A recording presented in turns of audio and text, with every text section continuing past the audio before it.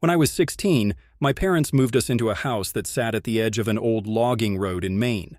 The property backed directly onto a dense stretch of forest, the kind of place where the trees pressed so close together they blotted out the sky. From the front porch, you could hear owls, coyotes, and sometimes the unsettling snap of branches deep in the woods. At first, I thought nothing of it. The house was old but charming, and my parents seemed happier than I'd seen them in years. They called it their fresh start. I spent my first few weeks exploring the trails near the property, though I never strayed far after sundown. The woods had a way of swallowing light that made me uneasy. The first strange thing happened about a month after we moved in. I was walking home from school and noticed something nailed to a tree at the edge of our property. It was a small wooden cross, crudely carved and stained dark with what I assumed was old paint. Beneath it was a patch of disturbed soil, like someone had dug there recently. I showed my dad, but he brushed it off, saying hunters sometimes did weird things like that to mark spots. I wanted to believe him, but the more I thought about it, the less sense it made. 2 weeks later, I woke up around 2 a.m. to the sound of metal scraping against earth. At first, I thought it was an animal, but when I looked out my window, I froze. There was a man in the backyard. He was standing in the middle of the lawn, shovel in hand, digging a hole. His clothes were ragged, his posture hunched, and he never looked up once. Just dug, steady and mechanical, like he'd been doing it for hours. I wanted to scream for my parents, but the words stuck in my throat. After a minute that felt like forever, I forced myself to turn away from the window. When I looked again, the yard was empty. The next morning, I checked the spot. No hole, no footprints. Just perfect, untouched grass. I didn't tell anyone. But 2 nights later, the sound came again. And this time, he wasn't in the yard. He was at the tree line.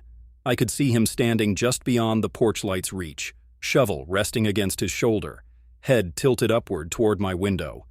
Even from that distance, I swear I could see him smiling. I ducked back under my blanket, heart hammering so hard it hurt, and waited. Minutes passed. Then, slowly, the sound of digging started again, closer now, like he was moving toward the house. I tried to stay awake, but at some point, exhaustion dragged me under. When I woke at dawn, the yard looked untouched, just like before. No disturbed soil, no trace of him. But nailed to the same tree where I'd first seen the wooden cross was something new. A small, splintered plank, and carved into it in jagged letters was my name. I stood frozen in front of the tree for nearly 5 minutes, staring at my name carved into that rotten plank. My breath clouded in the cool morning air, and for the first time since moving in, I felt like I didn't belong here at all. When I showed my mom and dad, they laughed nervously, insisting it was just a prank. My dad muttered something about local kids messing around, but deep down, I could see the unease in their eyes. My mom took the board down and burned it in the fire pit that evening, trying to convince me it was all over. It wasn't. That night, I woke to the sound again, shovel hitting dirt. The rhythm was steady, deliberate, but this time it wasn't in the backyard. It was beneath my window. I leaned over carefully, peeking through the blinds. The man was there, directly below me, digging into the earth like he was preparing a grave. His shovel slid into the dirt without pause, piling soil at his feet. The hole was already waist-deep. I wanted to scream, but something in me locked up.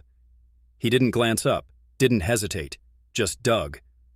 The moonlight caught his face, and for the first time, I saw his eyes. They were wide, bulging almost unnaturally, and fixed in an expression that didn't shift, like his features had been carved into stone.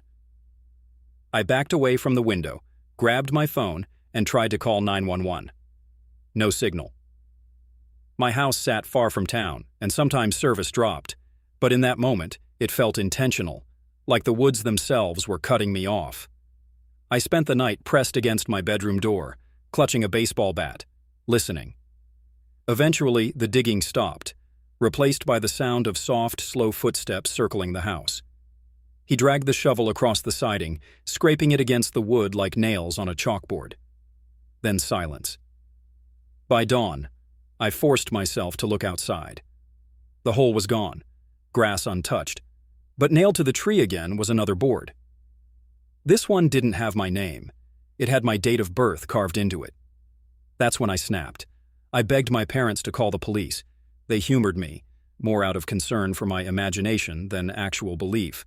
2 deputies came, searched the property, and told us there was no evidence anyone had been there. No footprints, no broken soil, nothing. They left with a warning about teenagers playing tricks. That evening, as the sun dipped below the trees, I saw him again, standing at the edge of the woods, shovel resting in his hands. But he wasn't alone. There were 2 others with him. Both figures stood unnaturally still, half hidden by the trees.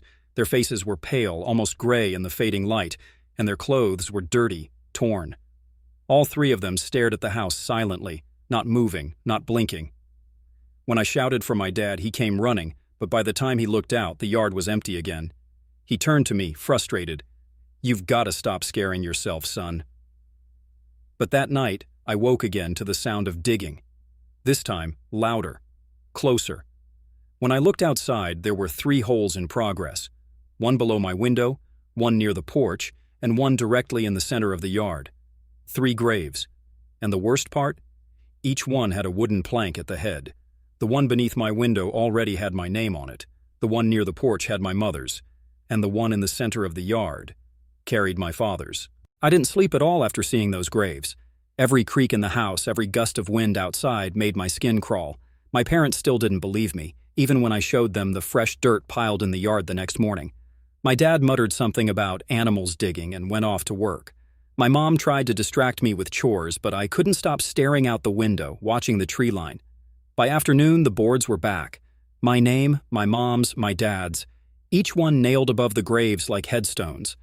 This time the carvings were deeper, angrier, as if scratched into the wood with a knife. That night, I kept my phone charged and a flashlight ready. I told myself I'd confront him, get proof, anything to make someone believe me. Around 1:30 a.m., the digging began again.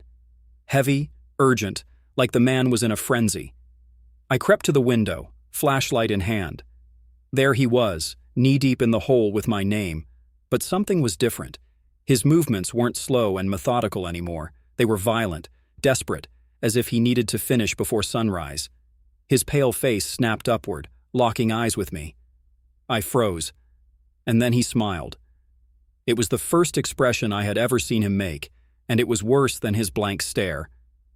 His lips stretched too far across his face, teeth black and broken.